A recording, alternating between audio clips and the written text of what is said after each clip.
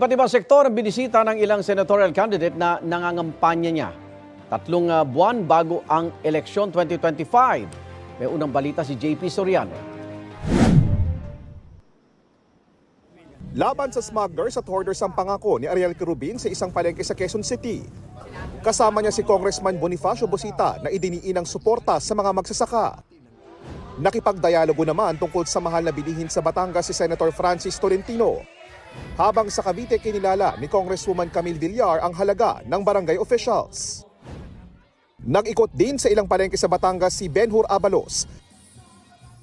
Paghahatid ng tulong sa mga mangingisda ang inihayag ni Bam Aquino sa Calamba, Laguna. Pagpapabilis sa benepisyo ng senior ang isinulong ni Senator Bong Revilla sa Maynila.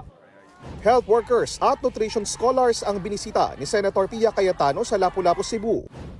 Si Senador Bato de la Rosa dumalo sa Philippine Councilors League Region 7 Assembly sa Cebu.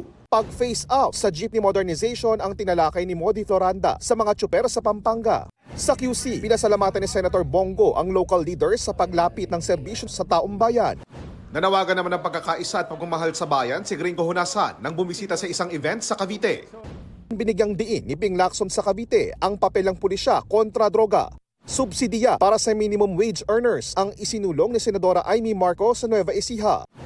Patuloy naming sinusundan ang kampanya ng mga tumatakbong senador sa eleksyon 2025. Ito ang unang balita, JP Soriano para sa GMA Integrated News.